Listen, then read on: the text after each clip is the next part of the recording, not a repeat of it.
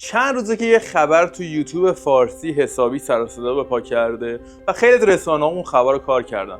اونم این که درآمد یوتیوبرهای فارسی زبان 90% کاهش پیدا کرده یا دیگه عملاً کار کردن تو یوتیوب فارسی به درد نمیخوره و یوتیوب فارسی به پایان خودش رسیده. اما میخوام تجربه این چند سال خودم رو در اختیارتون قرار بدم و بگم که این اتفاق جدیدیه و اینکه حدس خودم از 6 ماه آینده یوتیوب چیه و اگه الان میخواید تازه مسیر رو شروع بکنید آیا شروع کردنش درست هست یا نه. با من تو این ویدیو همراه باشید. سلام، من میردم، خیلی خوشحالم که توی ویدیو دیگه در خدمتتون هستم. امروز دوباره اومدیم سراغ بحث خود یوتیوب، بحثی که خیلی داغ شده توی یکی دو هفته گذشته و خب خیلی‌ها رو نگران کرده، خصوصا کسایی که تازه وارد فضای یوتیوب فارسی شدن یا تازه مانتایز شدن.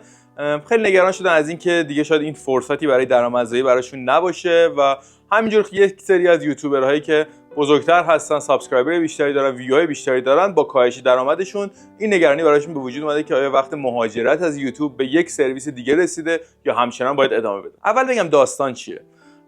احتمالاً شنیدین که یوتیوب خب در طی این سالهای اخیر به واسطه تغییر الگوریتم‌های گوگل توی شناسایی کاربران داره کاربران ایرانی رو بیشتر و دقیق‌تر شناسایی میکنه. وقتی کاربر ایرانی شناسایی بشه چه اتفاقی میفته؟ اونی که داره تبلیغ میده به یوتیوب که تبلیغش توی در واقع چنل‌های مختلف پخش بشه، طبیعتاً ترجیح میده تبلیغش توی کشورهای پخش بشه که سرویسش قابل استفاده است. از اونجایی که خب ما به دلیل تحریم‌ها و نداشتن ارتباط با دنیا عملاً سرویس‌های جهانی قابل استفاده تو ایران نیست، تبلیغ دهنده هم ترجیح میدن که توی ایران و یک سری از کشورهای دیگه تبلیغشون به نمایش در نیاد. حالا شما وقتی که یوتیوب تشخیص میده که از ایران هستین، تبلیغی بهتون نشون داده نمیشه یا اگر هم نشون داده بشه در واقع محاسبه هزینه تبلیغ انجام نمیشه و اون یوتیوبر عملا سودی از اون تبلیغ نمیبره. حالا یوتیوب و به واسطه گوگل تغییراتی که اخیراً داده شده و چیز جدیدی هم نیست، یعنی در طی یکی دو سال گذشته داره این اتفاق میفته و هی داره به مرور دقیق‌تر میشه، داره دقیق‌تر تشخیص میده که چند درصد از کاربران و در واقع بینندگان یک چنل ایرانی هستن. توی چنل‌های مختلف الان این متفاوته. من دیدم بعضیا میگن تا 50% کاربرانشون شناسایی شده که ایرانی هستن. برای خود من شخصا الان 35% تا حدود 36% به طور میانگین بیننده ها ایرانی تشخیص داده میشن. حالا اینجا یه محاسبه‌ای به وجود میاد که بهش میگن RPM. RPM چیه؟ RPM عملاً میزان درآمدیه که هر یوتیوبر از 1000 بازدید قراره به دست بیاره. هر چنل هم RPMش متفاوته، هر ویدیو از چنل هم RPMش میتونه متفاوت باشه. معمولاً بالاترین در واقع RPM مربوط به چنل‌های آموزشی، چنل‌های تخصصی که البته چنل‌های تکنولوژی هم توش قرار میگیره. معمولاً بالاترین RPM مربوط به این چنل‌هاست که محتواشون محتوای عملاً تخصصی تریه. پایین‌ترین RPM هم مربوط به محتوای سرگرمیه و همیشه هم در همه جای دنیا اتفاق افتاده و محتوای سرگرمی هر چقدر هم پروداکشن و در واقع تولید سخت‌تر داشته باشه، بازم وقتی توی دسته اینترتینمنت و سرگرمی قرار میگیره RPMش میاد پایین. حالا داستان اینه که گفته شده با توجه به بعضی از چنل‌ها RPM بعضی از چنل‌های خصوصا سرگرمی و گیم حدوداً تا 80-90% کاهش پیدا کرد. من خودم پرسجویی که با دوستام کردم تو چنل‌هایی که مرتبط با سرگرمی هستن، چنل‌های بزرگی هم هستن، این عدد یه چیزی هولوش بین 40 تا 50% برای اکثر چنل ها، یعنی RPMشون نصف شده. مثلا 4 بوده شده 2. 4 یعنی چی؟ یعنی $4 به ازای هر 1000 بازدید یوتیوب بهشون در واقع درآمد میداده. از طرفی توی چنل‌های تخصصی مثلا مثل چنل تکنولوژی، وقتی من از دوستانم میپرسیدم وقتی چنل خودم رو نگاه میکنم که توی زمینه عملا تکنولوژی محسوب میشه یا چنل GSM رو چک میکردم که اون هم در زمینه تکنولوژی محسوب میشه،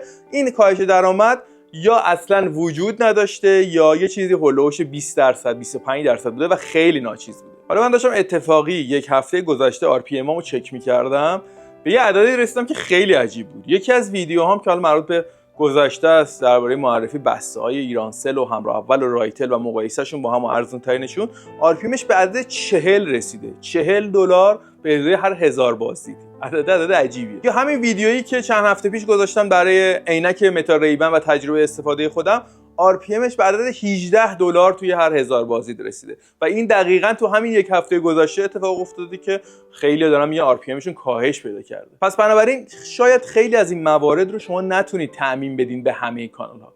یوتیوب و گوگل قطعا دارن تشخیص دقیق‌تری نسبت به یوزر فارسی زبان انجام میدن، یوزر ایرانی انجام میدن و این به نظر شخص من بر اساس IP شما لزوما نیست. این یعنی که شما بهترین VPN هم استفاده بکنید، وقتی اکانت شما رو بر اساس رفتارهای گذشته‌اش ایرانی تشخیص داده، شما دیگه عملا یوزر ایرانی حساب میشین. حالا برید بهترین VPN های جهان هم استفاده بکنید، به احتمال زیاد ممکنه حتی تبلیغ هم برای شما روی اون VPN ها نمایش داده نشه و اگر که همون VPN رو با اینکاگنیتو توی مرورگرتون ببینید، ساین اوت کنید با همون VPN یه ویدیو رو ببینید، میبینید که تبلیغ براتون نمایش داده میشه و این نشون میده که تشخیص بر اساس یوزرهای کاربرانه، نه بر اساس IP شون. احتمالاً هم گوگل داره ترکیبی از این موارد انجام میده. چرا؟ چون دوست داره تبلیغ دهنده‌اش راضی باشن. تبلیغ دهنده‌اش پولی که داره میده دوست داره دقیقاً به هدف برسه و نرخ تبدیلش بره بالا. ما خودمون تو GSM وقتی داریم به یک جای تبلیغ میدیم، ترجیح میدیم که از لحاظ پرفورمنسی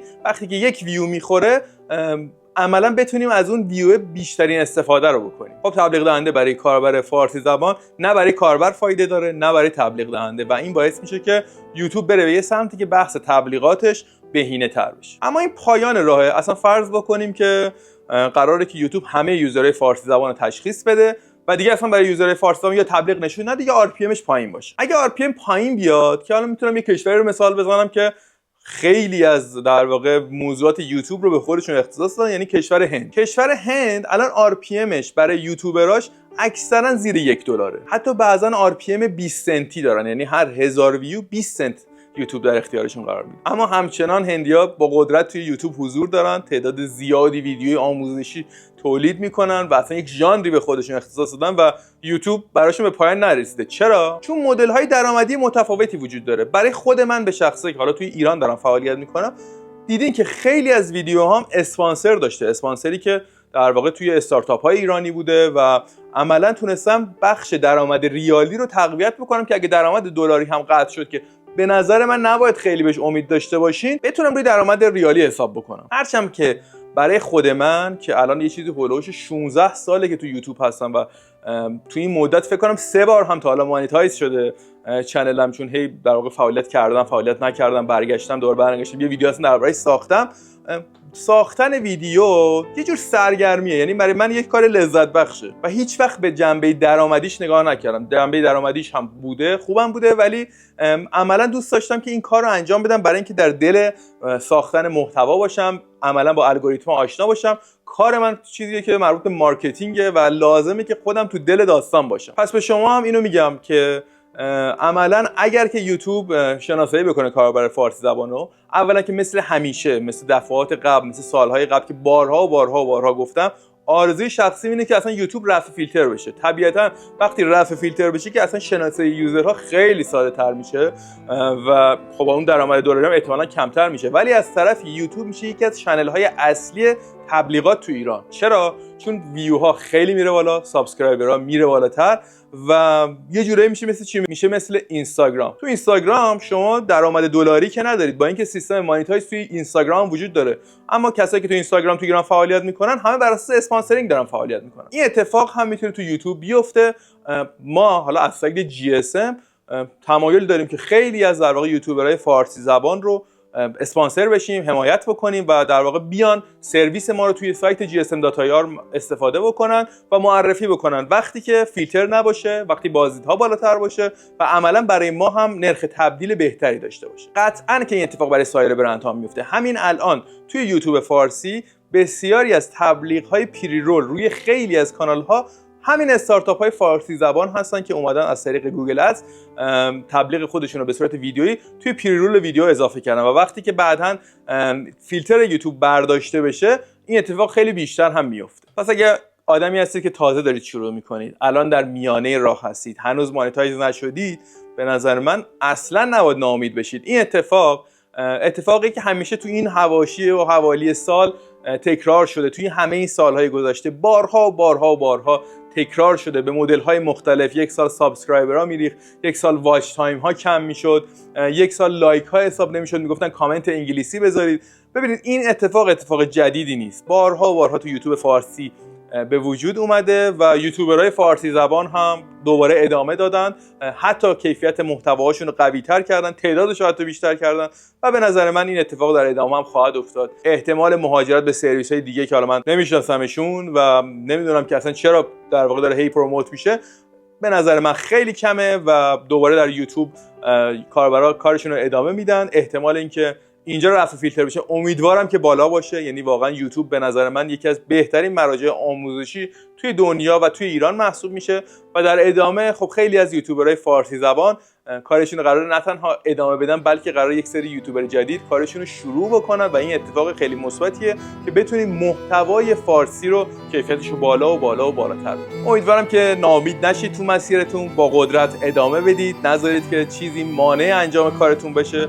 کاری که علاقه دارید رو انجام بدید، مطمئن باشید که تلاشی که میکنید نتیجه میگیره دیر یا زود و این در واقع سرنوشتی که برای همه اتفاق میفته و به نظرم نمیشه ازش فرار کرد. شب و روز خوبی داشته باشید. دمتون گرم که تا اینجای ویدیو دیدید. توی کامنت هر سوالی بپرسید من جواب میدم. خدا نگهدار.